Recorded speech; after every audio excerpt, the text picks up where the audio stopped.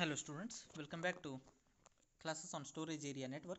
In this session, let us discuss about the fourth module, cloud computing. Very small concepts there, okay? Very small module it is.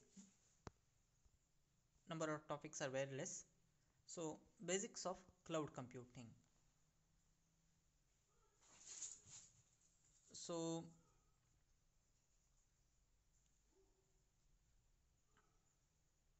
here we are talking about the okay, in this chapter we are talking about the technologies, essential characteristics, benefits, service, deployment models and infrastructure of cloud computing. Okay, so what is cloud computing? Question comes. What is cloud computing? So cloud computing is a technology. This enables the organization and individuals to obtain and provision IT resources as a service. Okay, so with this, with cloud computing, users can browse and select relevant cloud services such as compute, software, storage, or a combination of these resources via portal. It is mainly this technology is mainly used for the industry or organization for the storage purpose, computation purpose, okay, as well as sharing of a tool on a common platform. The first concept here is cloud enabling technologies.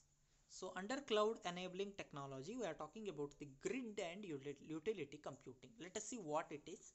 Grid computing is a form of distributed computing which lets the resources of uh, numerous heterogeneous computers in a network to work together as a single task on same time. Say parallel computation, that's it. Grid computing is a parallel computation which lets the source from a different computer or different host. Okay, it can be on heterogeneous platform. The resources may be of heterogeneous platform, heterogeneous in the sense irrespective of operating system as well as irrespective of their hardware. Those resources can work together to compute a common task, right? So this is called as grid computing, sharing of workload and all. Then utility computing is a service provisioning model in which a service provider makes computing resources available to customers as and when required and changes them based on the usage. It is like utility computing for a service. It is provided by the service provider to the user as per user needs.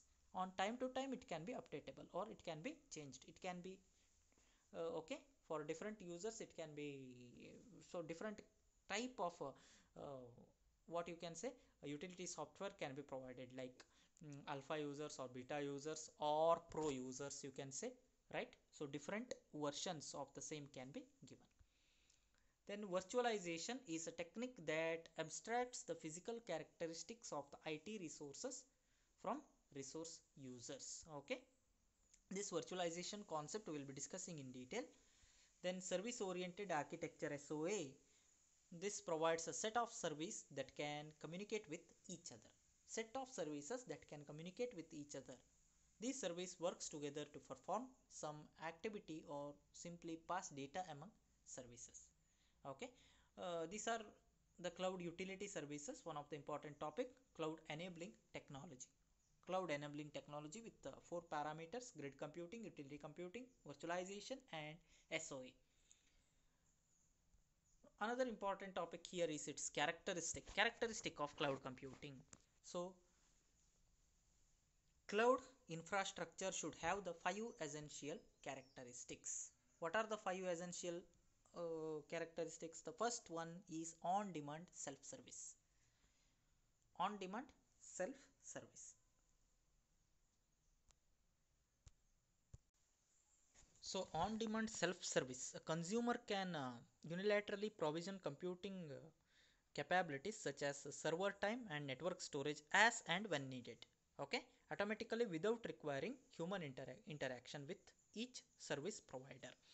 Whenever, as and when the user requires some service, it is to be provided. It can be a resource or it can be a tool or it can be any kind of user required service. Okay, on demand self service it is called as. This is one of the fundamental requirement or characteristics you can say of cloud computing. Then broad network access capabilities are available over the network and accessed through standard mechanism that promote use by heterogeneous thin or thick client platform, for example mobile phone, tablet, laptop, irrespective of the hardware or software you are using, right? Broad network access, there should not be any restriction that like, you have to access this from PC only or mobile phone only, right? So it should be a heterogeneous one available for all the users. Okay, it should have a broad network access. Then resource pooling, the provider's computing resources are pooled to serve multiple consumers using multi-tenant model with different physical and virtual resources dynamically assigned and reassigned according to the consumer demand.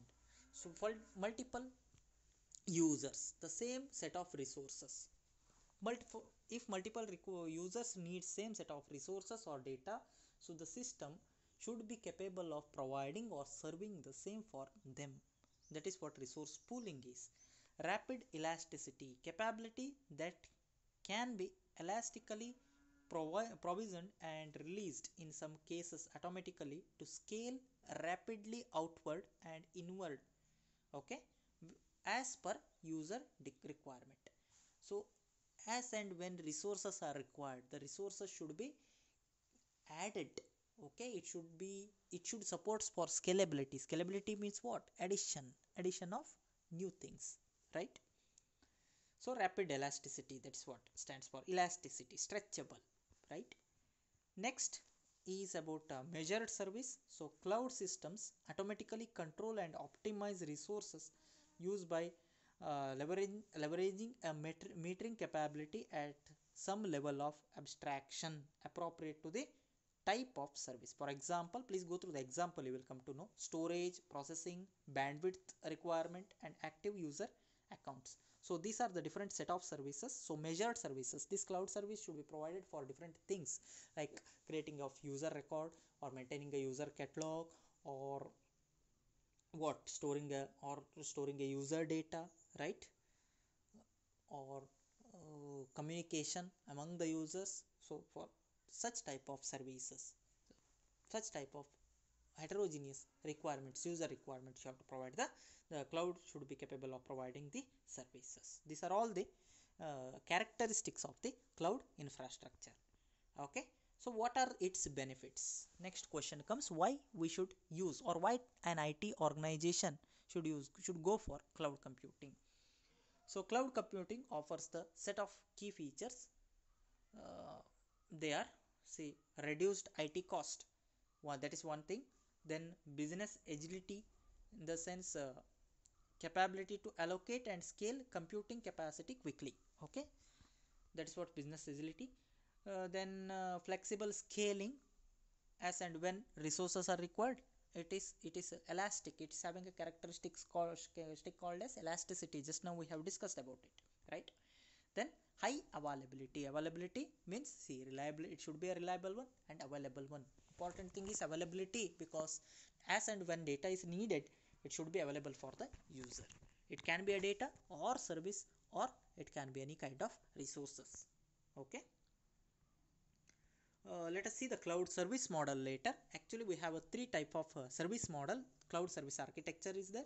One is SaaS, other one is PaaS, and the third one is IaaS, infrastructure as service. IaaS stands for infrastructure as a service, PaaS or PaaS as platform as a service, and SaaS is SaaS, software as a service. Let us study about them in detail in the next session.